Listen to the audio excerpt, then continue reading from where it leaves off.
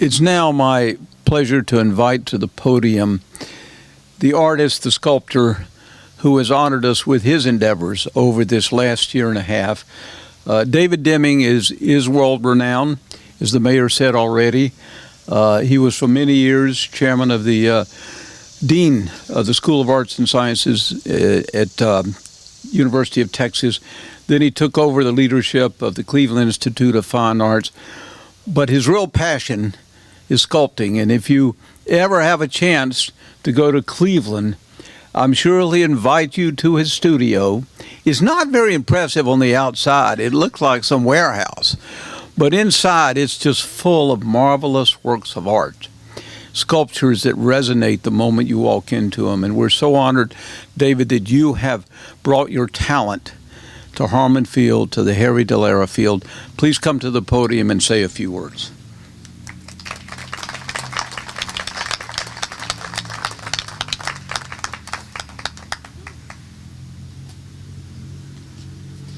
Thank you, Charles. As I recall, the first phone call that I got from Charles to discuss the possibility of my doing these two commissions, after Charles explained to me in detail, as you all that know Charles, he will explain things in detail. He said to me, he said, "David, is this the kind of project that you'd even consider?" And I remember saying, this is the kind of project that I live for. And I truly thank you, Charles, for bringing this to me. I do want to especially thank Sam Foster and Gordon Hamilton from the board, who were so diligent with me in working on the plaque. As many of you know, the picture of the 49 All-Stars was a small picture that got, when you blow it up, it got so fuzzy it was hard to see the faces, and these gentlemen were very helpful to me, long distance, working on computers to help me with those details. I hope all of you enjoy both of these pieces of sculpture. This is the kind of work that I live for.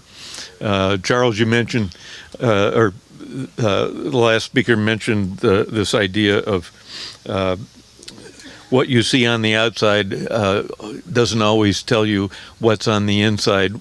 One of the things that I try to do as a sculptor is to bring those things that are on the inside visibly to the outside. And I hope that I did that both with Harry here and the 49 All-Stars. So thank you. Thank you.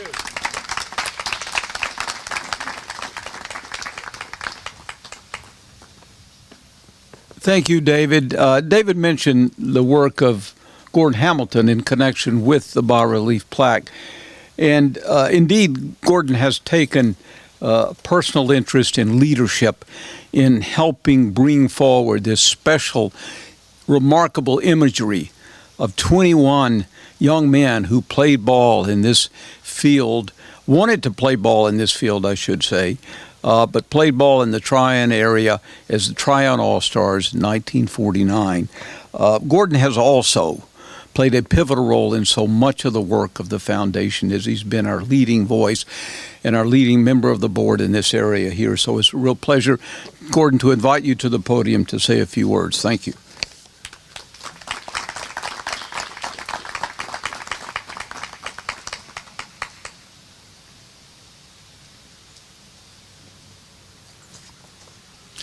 Thank you, Charles.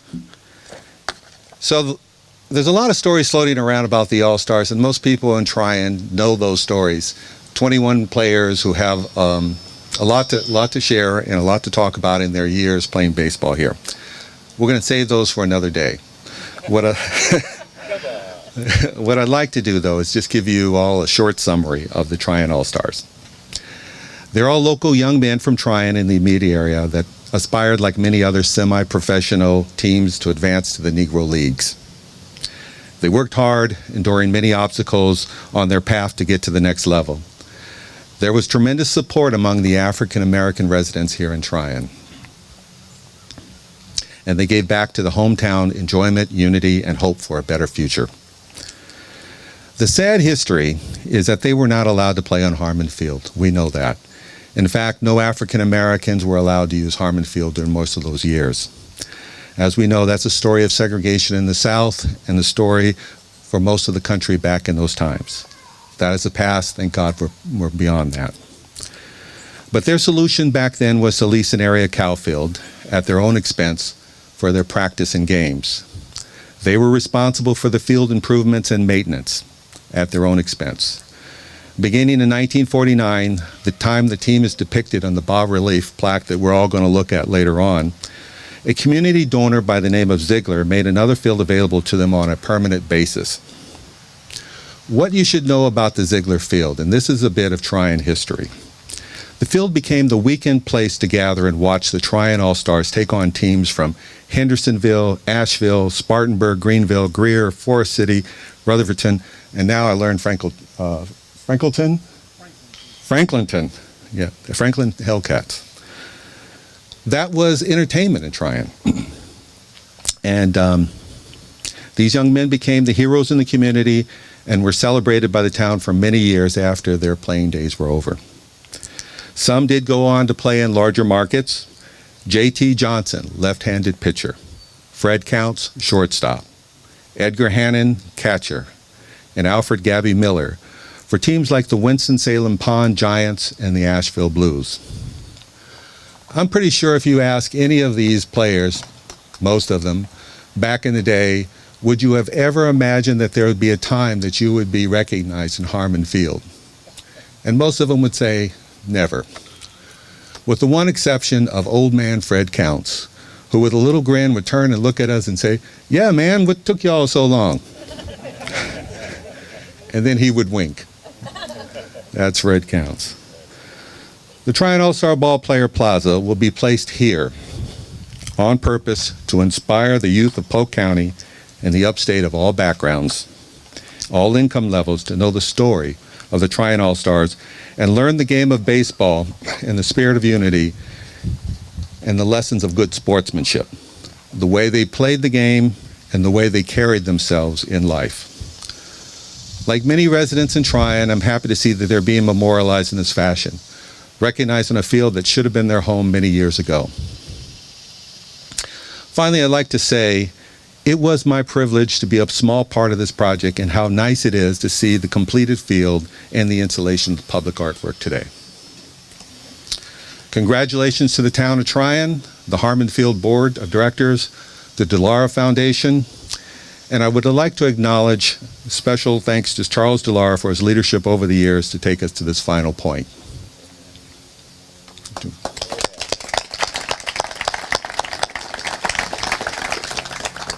So welcome home, Tryon All-Stars. Thank you. Amen.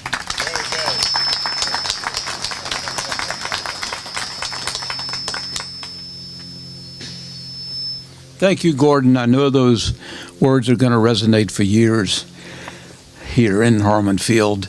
30 miles down the road from this lovely town is my hometown of Spartanburg.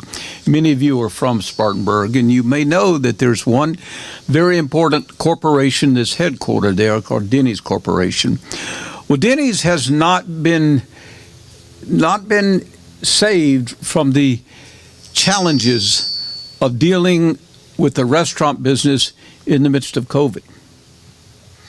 They face the same challenges that many restaurants have, but despite those challenges, they are here today because they wanted to lend their name, their support to honoring these Tryon All-Stars, and they have made a special dedication and donation in honor of that.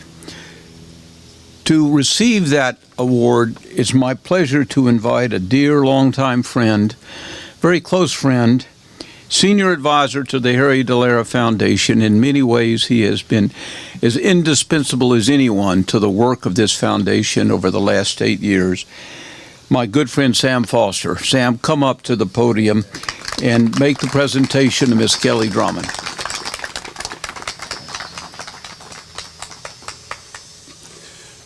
Thank you, Charles. Ladies and gentlemen, it is probably of some interest to you to know the genesis of the relationship between Denny's and our foundation. I attended the University of South Carolina back in 1975, a few years after Charles Dallara finished the University of South Carolina with Gamecocks. I hope you Clemson folks don't take offense to that in this part of the world. But we get along, and I'll tell you this, that Clemson recruited me before South Carolina for football and track, so if that means anything. Denny's is a worldwide corporation, and it's interesting that as a part of this, I happened to meet a guy in Charleston 3 years ago who was in college with me, whom I did not know. He knew of me as an athlete, but I didn't know him.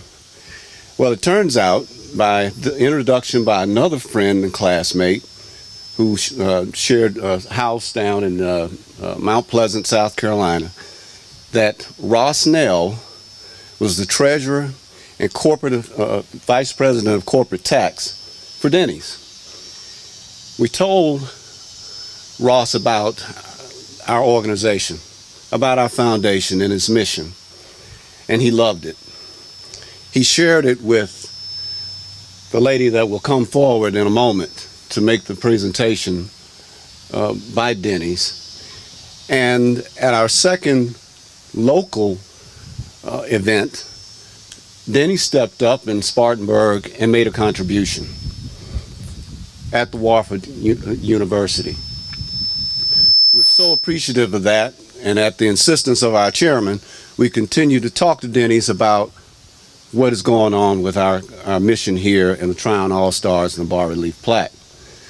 We got the CEO, John Miller, and our chairman, Charles Dallara, together, and the rest is history for our organization. Before I bring April Kelly Drummond to the podium, I'll offer a personal story of why this particular event today and celebration is a big deal. As a young man born in the mid-1950s, I was obviously born into segregation. And in 1965, as a 9-year-old, a gentleman whose children I went to elementary school with, I integrated the schools of Rock Hill, South Carolina, first kids to integrate the school, and I played with his 2 sons. He was the first man in Rock Hill to take 5 young men, African-American young men, and have an integrated baseball team. Baseball was the first organized sport I ever played.